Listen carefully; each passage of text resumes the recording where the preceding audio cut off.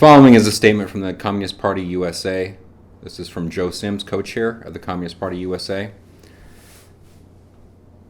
The point and importance of this statement relates to the upcoming elections.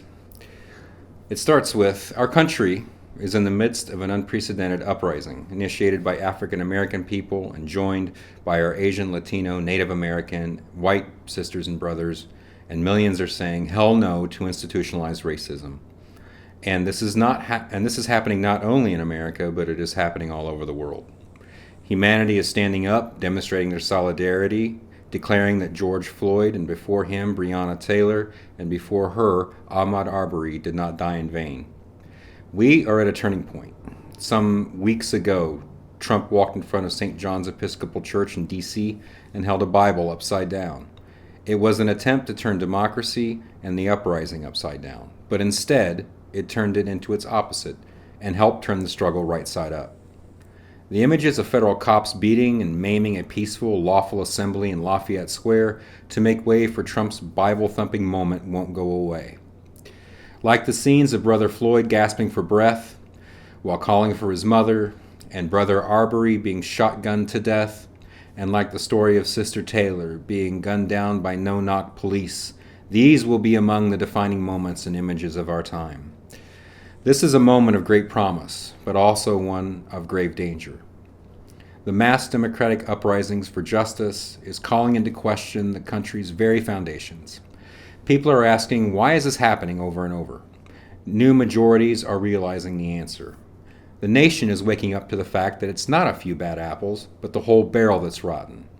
And it's not just the police, it's the courts, the laws, the people who wrote them, and the system that underlies it all.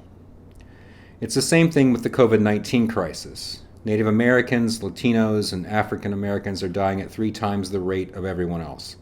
Some are calling it genocidal, echoing Paul Robeson and William Patterson. And they're right. The system is rotten to the core, and it's got to be changed. But standing in the way of such change is the extreme right's grip on the presidency, the Senate, and the courts. And standing behind them are the bankers, the chambers of commerce, and the police. Together, they've been ripping the whole country off. Truth is, this country hasn't been the same since the crisis that hit during the Great Recession. Remember, it was the banks that targeted blacks, Latinos, and seniors, and we never recovered. Black, brown, white, Asian, wages stayed flat, debt, particularly student debt, skyrocketed. Folks had to work 2 or 3 jobs just to survive. It was these circumstances that gave rise first to the Obama movement, then to Occupy, then later to the Sanders campaign. The broad democratic movement against the extreme right didn't spring out of nowhere, and neither did what we've come to call the socialist movement. Both grew out of the real conditions on the ground. In other words, they emerged from the class and democratic struggle. Today, these 2 struggles, the class struggle and the battle for democracy, are interacting in powerful and explosive ways. It was the women's movement against sexism that greeted Trump's inauguration, with literally millions of protesters across the country. And it was the immigrant rights protests at airports in opposition to the Muslim ban that dealt the first legal and political blow to Trump in his administration's first 100 days.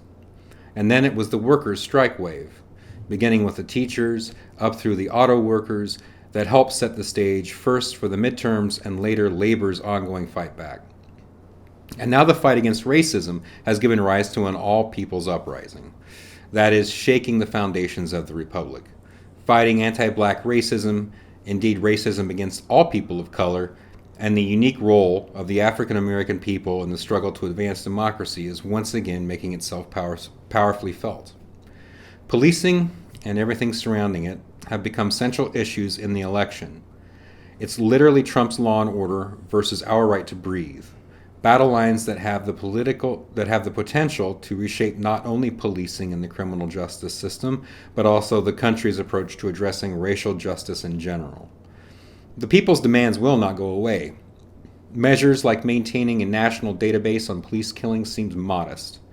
More importantly, community control, along with the defunding of police departments, have come front and center. In addition, the time is way past due to get rid of racial profiling. 3 strikes, you're out. And trying teenagers as adults. And let's not forget sentencing disparities for drug use. The time has come to consider a radical reform of the prison system. Abolition of the police along with prisons is a growing demand.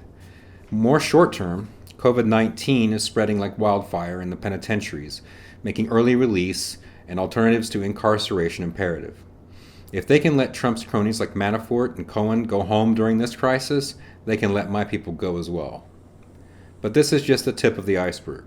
The whole system of institutionalized racism has been put on the table, from voter suppression to unequal COVID deaths in education, healthcare, housing, and wage differentials. Racist practices in their entirety must be dismantled. What will it take to accomplish this with unemployment at 25% generally and double that in black and brown communities? What will it take to accomplish this when people can't pay their mortgages and rent? What will it take to address it now that employer health care is gone and folks can't afford to go to the doctor? What are people supposed to do? This is an emergency and it requires emergency measures. Capitalism can't solve this crisis. It couldn't solve it before COVID and damn sure can't solve it now. This is where the struggle for democracy meets the socialist movement. It's a place where national democratic tasks, the struggle for equality, and working class interests intersect. Why? Because the only possible means for addressing the crisis is with massive government intervention. Starting with the extension of unemployment compensation, the public sector has to get involved. But that's just the beginning. In light of what's been happening in the streets, and a measure like that would only be in the interest of black and brown people, but all workers. For this reason, it's likely to receive wide support. But for that to happen, it's got to be organized and connected to the election campaign. Trump and the GOP have to be defeated in November because McConnell's Senate is now blocking everything. It's hard to overstate the importance of this. The fascist danger has grown even more severe in recent days. If anyone had any doubts, and there are some who still do, Trump's actions this week should make them take another look. It wasn't just the use of force or ordering low-flying military helicopters over demonstrators. There were also threats to deploy the military into nation's streets. There was also the language of dominating the battle space and the threats of jail time to protesters. And add to that the threat to designate Antifa as terrorists and blaming the extreme left for violence.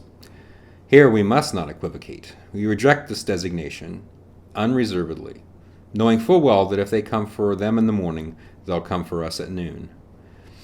Oregon Senator Ron Wyden's characterization of Trump's speech was spot on. He said the fascist speech Donald Trump just delivered verged on a declaration of war against American citizens. And let's not forget these events, bad as they were preceded by Trump's encouragement of armed militias to liberate states with shelter-in-place regulations. The state legislature in Michigan had to cancel a session because they were being threatened by armed goons. Can you imagine? And if we have to say the silence in response to these events in the most quarters, at least until a couple of days ago, was deafening. But after the Battle of Lafayette Square, that's changed.